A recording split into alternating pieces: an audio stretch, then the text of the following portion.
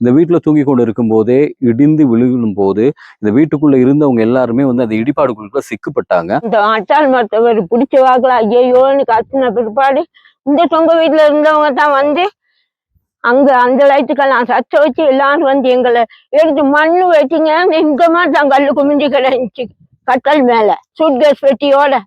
தனியார் தோட்டத்துறை வந்து பழையபடி உங்களுடைய வீடுகளுக்கு போங்கன்னு சொல்லி சொன்னாலும் மக்கள் வர்றதுக்கு விருப்பம் இல்லை, இன்னும் தயக்கத்தோட இருக்காங்க. நாங்க அவசரத்துக்கு நாளைக்கே ஒரு மழை பெஞ்சிருச்சு, நாங்க அவசரத்துக்கு எப்படி ஓடுறது, பயங்கரம் தானே, பயத்துலதான் நாங்க போய் பண்ணியிருக்கோம்.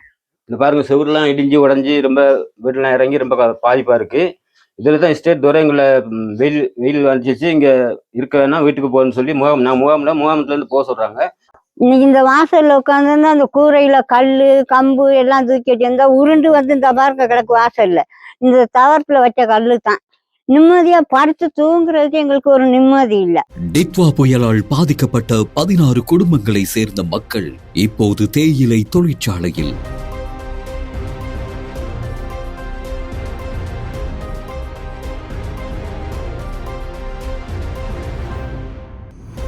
உடைந்த வீடுகளுக்கு செல்லுமாறு வற்புறுத்தும் தோட்ட முகாமையாளர் என்ன செய்வது என்று தெரியாமல் ராக்சாவ தோட்ட மக்கள்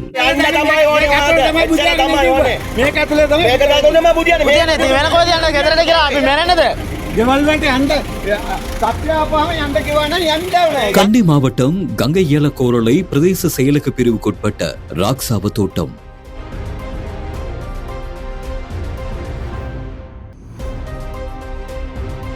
ராக்சாவ தோட்டத்தில் 5 லயன் குடியிருப்புகள் உள்ளன.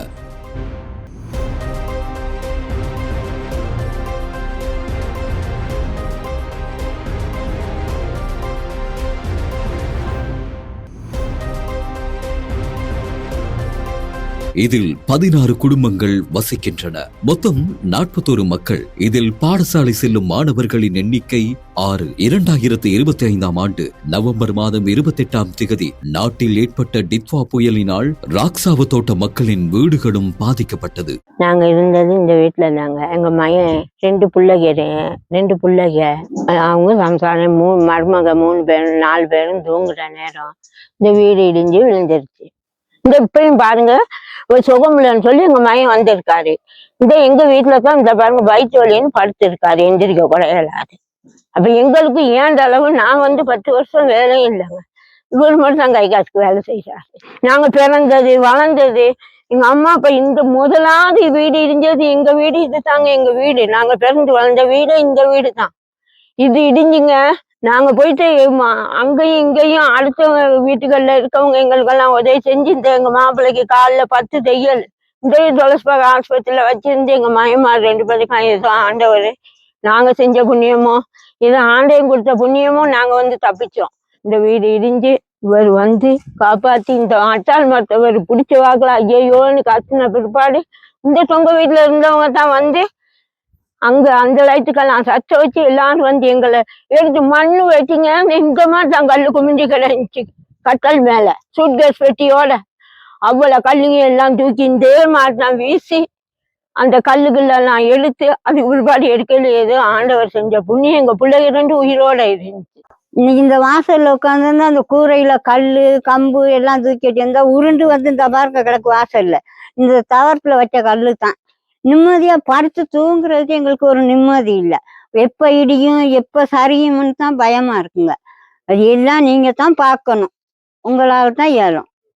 தனியாருக்கு சொந்தமான இந்த தோட்டத்தில் உள்ள மக்கள் தற்போது தேயிலை தொழிற்சாலையில் தற்காலிகமாக தங்கியுள்ளனர். உறங்க வசதி இல்லாமல் மலசல வசதி இல்லாமல் மக்கள் பெரும் சிரமத்தின் மத்தியில் வாழ்கின்றனர். தோட்ட உரிமையாளர் மீண்டும் உடைந்த வீடுகளுக்கே மக்களை செல்லுமாறு பணிப்பதாகவும் மக்கள் கவலையுடன் தெரிவிக்கின்றனர். ராக்சாவ தோட்டத்திற்கு தேசிய கட்டிட ஆராய்ச்சி நிறுவனம் NBRO அறிக்கை மத்திய அவதானம் என வழங்கப்பட்டுள்ளது.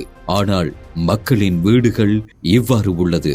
இந்த நிலையில் ராக்சாவ தோட்ட மக்கள் சம்பந்தப்பட்ட அதிகாரிகளிடமும் ஜனாதிபதியிடமும் முன்வைக்கும் கோரிக்கை, ஜனாதிபதி அவர்கள நீங்க தான் பார்க்கணும். நீங்க தான் தகப்பேன், உலகத்துக்கே தகப்பேன் மாதிரி ஊருக்கே தகப்பேன் நீங்க தானே, நாட்டுக்கே இந்த தகப்பேன் தானே பார்க்கணும். ஜனாதிபதி அவர்களே உங்களுக்கு தான் எல்லாம் முடியும். இந்த வீடு காம்புராலாம் இருக்கிறதுக்கு பயமா இருக்கு. மண் சரிவெல்லாம் வந்து நாங்க இதுலயே இருந்து கண்ணு ரெண்டால பார்த்ததுனால எங்களுக்கு இருக்க பயமா இருக்கு. நீங்க ஏதோ ஏண்டளவு ஒரு உதவி செஞ்சு ஒரு வீடு வாசல் ஒரு காணி பூமி நீங்க கட்டி கொடுக்குமாறு மிக தாழ்மையோட நாங்க தனியார் நிறுவனனாலும் கேட்டுக்கொள்கிறோம்.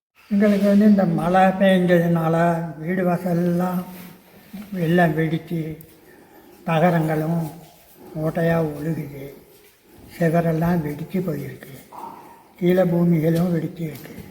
இதனால் அங்கே இருக்கிறதுக்கு பயந்து உயிருக்கு பயந்து, ஏன்னா செவர்கள் இடிஞ்சு மேல்களில் விழுந்துட்டா என்ன, நாங்கள் ஆபத்தில் தானே மாட்டிக்கணும்.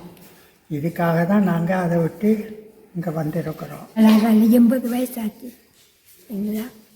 எங்களுக்கு தாங்க இல்லைங்க குளிர். இந்த வீட்டுகளில் வந்து சிமெண்டியே கலக்காம தனி மண்ணில் கட்டின வீடுக. நீங்களுக்கெல்லாம் வந்து பாருங்க, 200 வருஷத்துக்கு முன்னுக்கு வீடு கட்டினாலும் இப்போ சிமெண்டியில கட்டாத, சிமெண்டியே இல்லாத காலத்துல கட்டப்பட்ட வீடுகள் இதுக. அந்த நிலைமையில தான் இங்க வாழ்ந்து கொண்டிருக்காங்க ஆளுக. நீங்க கட்டாயமாக இதுகளுக்கெல்லாம் இந்த நியூஸ்ல பாக்குறவங்களோ எதுல பாக்குறவங்களோ கொஞ்சம் நீங்கள வந்து இது உண்மையை வந்து அறிஞ்சு கொள்ளணும்னா நீங்க இங்க கட்டாயமா வந்து பாருங்க. வந்து பாத்தீங்கன்னா தான் இந்த நிலைமைகளை உங்களுக்கு வந்து புரிஞ்சுக்கும். உறுதிப்படுத்தப்பட்ட உண்மை செய்திகளை உடனுக்குடன் தெரிந்து கொள்ள ஆயுள் மீடியாவை ஃபாலோ செய்யுங்கள்.